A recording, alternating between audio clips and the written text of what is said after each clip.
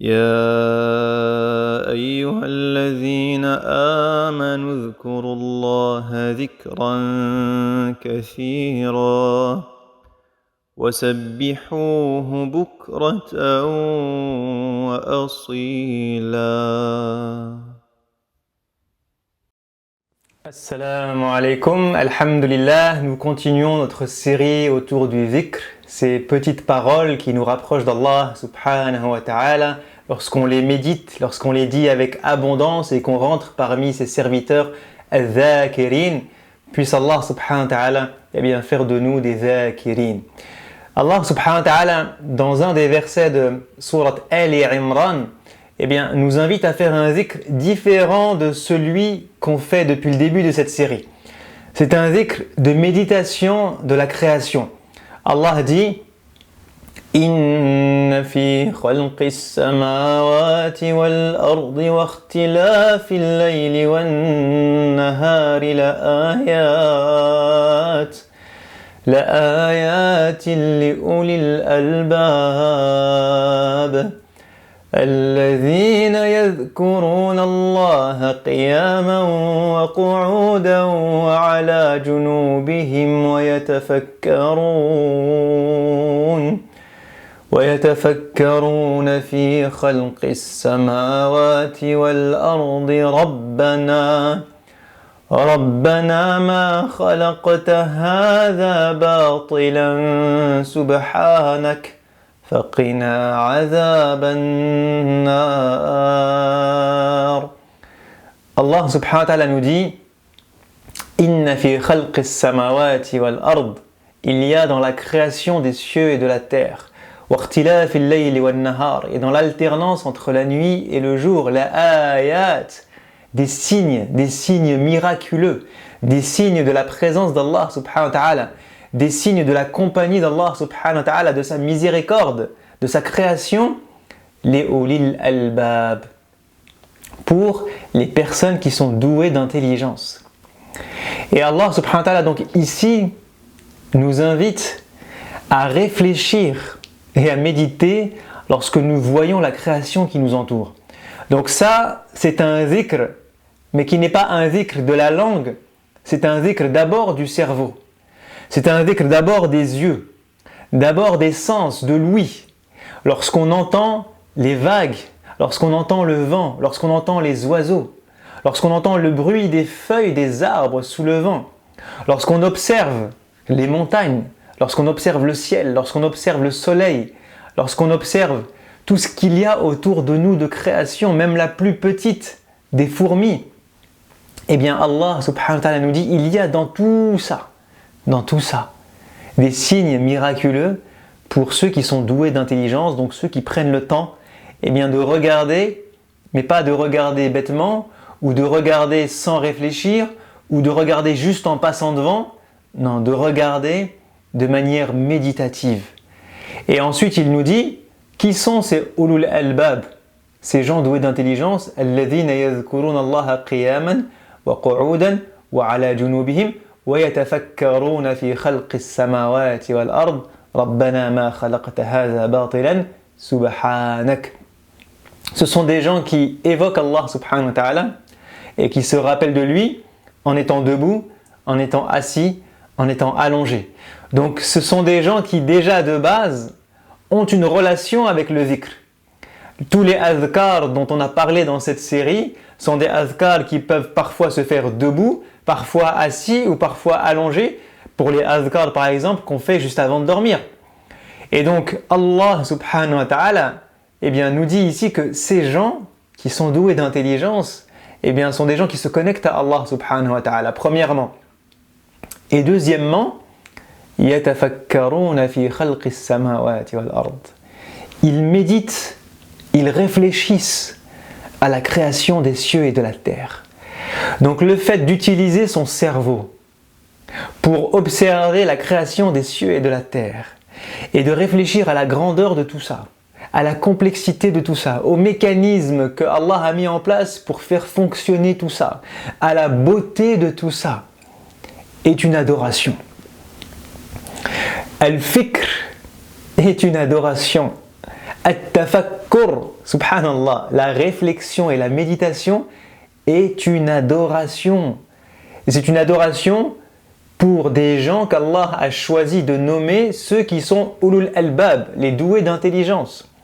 Ceux qui se rappellent d'Allah en méditant et en réfléchissant. Et ces gens-là, lorsqu'ils méditent sur la création des cieux et de la terre, la parole qui sort naturellement d'eux, c'est quoi? Subhanak.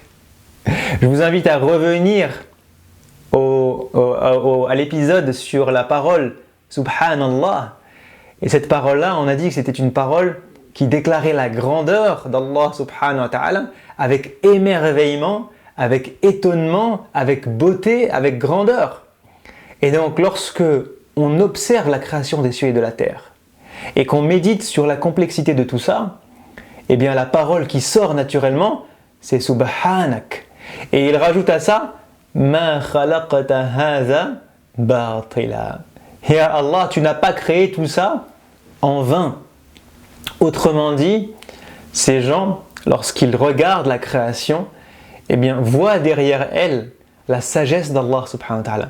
Ils voient derrière elle la finalité qu'Allah a mis dans sa création. Allah n'a pas créé tout ça en vain. Il n'a pas créé l'être humain en vain. Il n'a pas créé les arbres, les montagnes, le soleil en vain.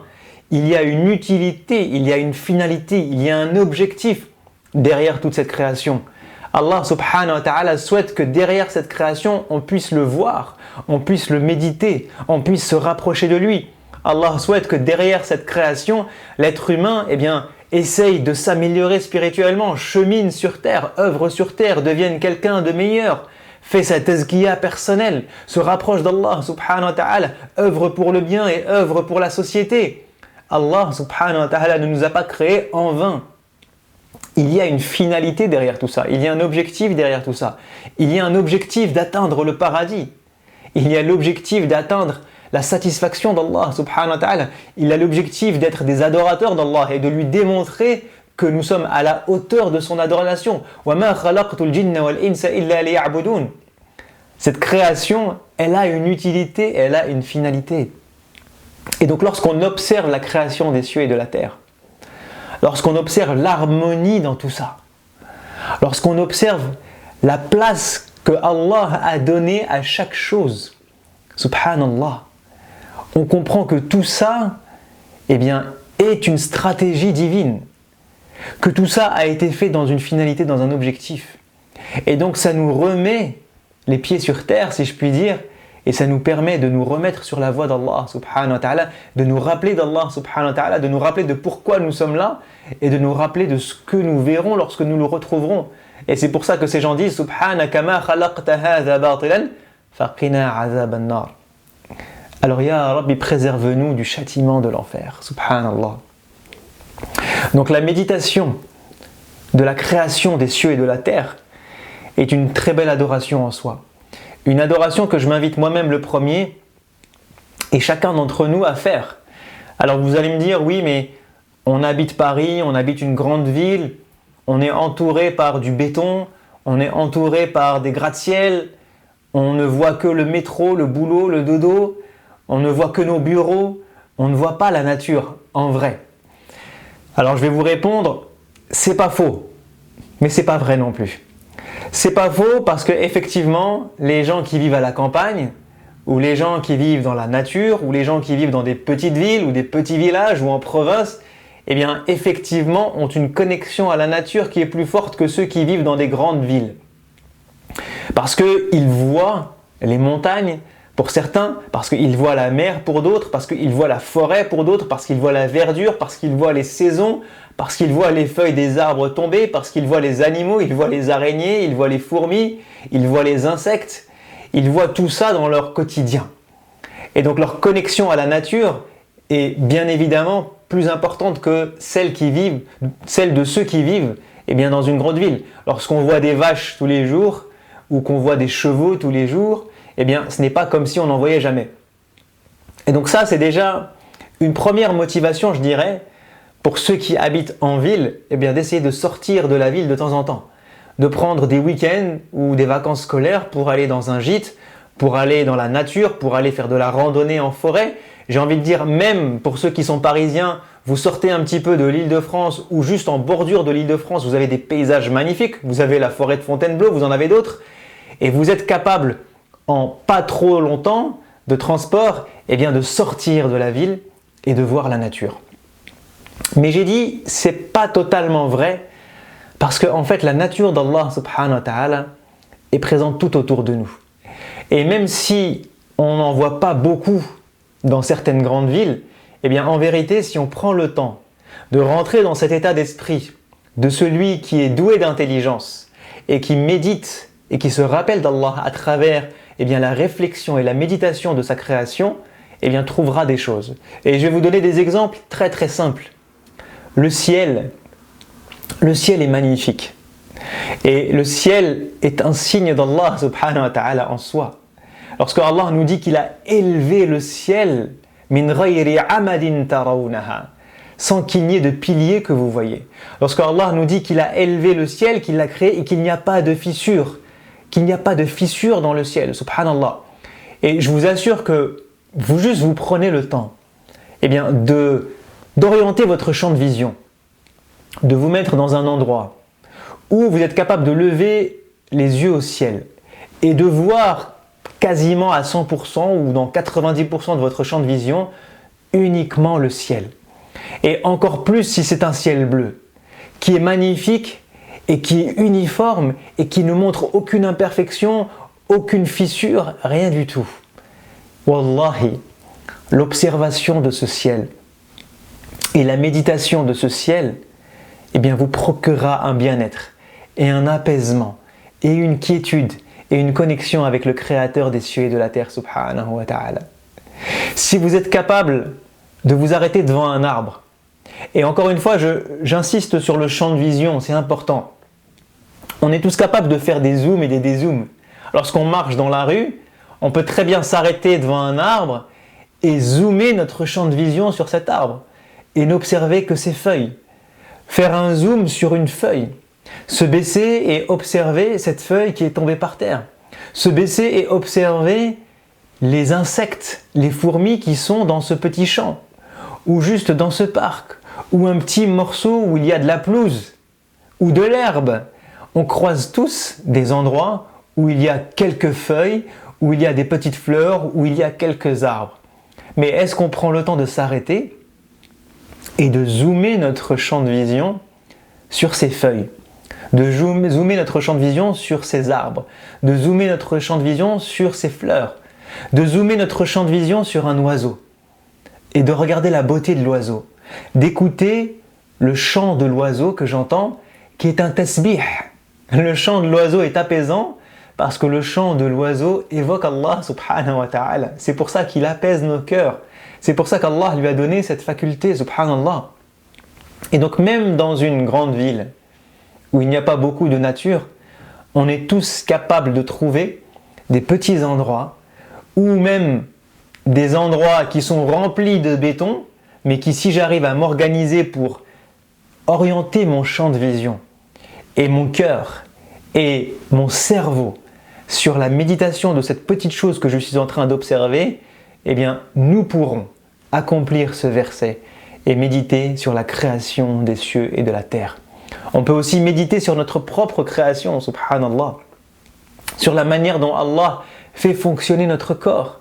Il y a énormément de choses sur lesquelles nous pouvons méditer. Donc ce que je m'invite moi le premier à faire et chacun d'entre nous, eh bien, c'est d'essayer de voir dans mon quotidien à quel endroit de mon trajet, à quel endroit de ma journée, à quel moment de ma journée ou de ma semaine ou de mon mois, je suis capable eh bien, d'observer la nature, ne serait-ce que quelques secondes, ne serait-ce qu'une minute, et de réciter ce verset.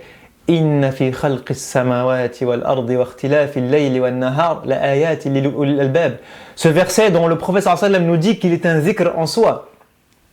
Le prophète sallallahu alayhi wa sallam nous dit que ce verset est un zikr en soi. Donc réciter ce verset et observer et ensuite méditer la création d'Allah subhanahu wa ta'ala pour vous connecter à lui. Et ensuite, une fois par an, une fois tous les 2 ans, une fois par mois, une fois tous les 3 mois, chacun en fonction de où est-ce qu'il habite, de ses moyens financiers, de sa proximité, eh bien de méditer sur des choses plus belles, plus grandioses, comme les montagnes, comme des chutes, comme un super ciel, comme l'horizon, comme la mer, comme le vent, comme des forêts, comme des très très grands arbres, subhanallah, etc., etc. Il y a énormément de choses sur lesquelles nous pouvons méditer dans la création des cieux et de la terre, que ce soit dans notre quotidien ou que ce soit de temps en temps lorsqu'on sort des grandes villes et qu'on va vers la nature. Puisse Allah subhanahu wa ta'ala faire de nous des gens doués d'intelligence, des gens qui l'évoquent en étant debout, en étant assis, en étant allongés, quel que soit le moment, quelle que soit la position, des gens qui utilisent leur cerveau pour méditer, pour réfléchir à ce qu'il y a comme signe miraculeux derrière la création des cieux et de la terre, et que cette méditation et cette réflexion puissent éveiller, alimenter nos cœurs et les connecter à Allah subhanahu wa ta'ala. Je vous dis à la prochaine incha'Allah. Assalamu alaikum wa rahmatullahi wa barakatuhu. يا أيها الذين آمنوا اذكروا الله ذكرا كثيرا وسبحوه بكرة وأصيلا